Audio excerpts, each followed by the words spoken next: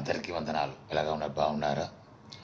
ఆ, ఈ మ్యాటర్ ఇప్పుడు టైటిల్ ఏమంటే పిల్లల కోసం ఏమైనా చేస్తున్నారు అంటే ద్రోహం చేస్తున్నారు, అబద్ధం చేస్తున్నారు, దొంగతనం చేస్తున్నారు. పిల్లల కోసమే, ఫ్యామిలీ కోసం లేదు, పిల్లల కోసమే ఫ్యామిలీని చెప్పి బయట చాలా చాలా తప్పు చేస్తున్నారు. జెంట్స్ అయినా లేడీస్ అయినా తప్పు అలాగ చేయకూడదు. అది వేరొక మనిషికి చాలా బాధ అవుతుంది కదా, ఎంత ద్రోహం అవుతుంది కదా. సో పిల్లల కోసం, నా బాబు కోసం, నా డాటర్ కోసం, ఏంటది కూతురు కోసం ఇలాగ చెప్పి వేరే ఫ్యామిలీతో వేరే మనిషికి బాధ వేయకూడదు. అది మళ్ళీ మనకి అది శాపంగా వస్తుంది, దగ్గరగా వస్తుంది. ఇప్పుడు మీరు అన్నీ చేశారు, మీకు ఒక వయసు అయింది, ఒక వయసు వస్తుంది కదా, రోగం వస్తుంది కదా, కాళ్ళు, knee pain, joint pain, kidney pain, blood, ఏంటది డయాలిసిస్, సూపర్ ఐటమ్స్ ఉన్నాయి. ద్రోహం చేసిన మనిషి దేవుడు ఇస్తున్నారు. ఓకే ఓకే ద్రోహం చేసిన మనిషిగా దేవుడు ఒక లిస్ట్ పెట్టి ఉంటారు, అది సిస్టమ్ అది. సో అప్పుడు మీరు ఈ పిల్లల కోసం చేశారు కదా, ఆ పిల్లలు మర్చిపోతారు.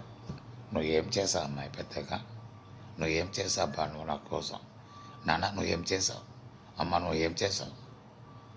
అప్పుడు ఎంత బాధ ఉంటుంది. అప్పుడు మనసు నేను ఇలాగ తప్పు చేశాను, ఈ పిల్లల కోసమే ఎంతమందికి నేను అబద్ధం చెప్పి బూతుల మాటలు తిట్టి దొంగతనం చేసి తర్వాత వడ్డీలు అన్నీ ఎందుకు చేశాను. తర్వాత ఏమైంది, బోలింట్లో సొంత ఇది ఉంది కదా, బంగారం, పిల్లలు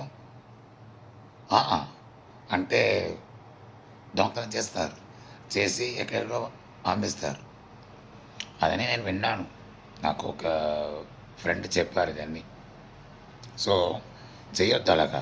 ఓకే, పిల్లల కోసం రెండు విషయం చేయాలి, చదువు ఇవ్వాలి, లేకపోతే ఒక జాబ్ చూడాలి. కానీ వాడి కోసం మంచిగా ఉండాలి, సేఫ్గా ఉండాలి. నేను కష్టపడిన అలాగా కష్టపడకూడదు. దాన్ని మనకి చేసుకున్న ఒక ద్రోహం, కిల్లింగ్ అవర్ లైఫ్, మన సొంత లైఫే మనం కిల్లింగ్ చేసుకున్నాం అంటే అలాగా ఉంటుంది. నిజం, ఫ్యామిలీ ఉండాలి, ప్రేమకి ఉండాలి. బాధ కోసం పిల్లలు ఇలాగ పెట్టుకూడదు. ఎస్పెషలీ బాయ్స్ అయినా జెంట్స్ ఇలాగ పెట్టుకూడదు. ఓకే, ఇక్కడ పెట్టుకోవాలి. గర్ల్స్ కొంచెంసేపు ఉంటారు ఇక్కడ, తర్వాత టైం వచ్చిన తర్వాత పెళ్లి చేసి వెళ్ళిపోతారు.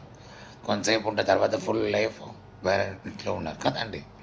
సో ఎలాగైనా ఏమైనా మీ జీవితం మాత్రం చూడండి, మీ లైఫ్ మాత్రం చూడండి. పిల్లల కోసం నాశనం చేయకూడదు, వేరే ఒక మనిషి లైఫ్ కూడా నాశనం చేయకూడదు.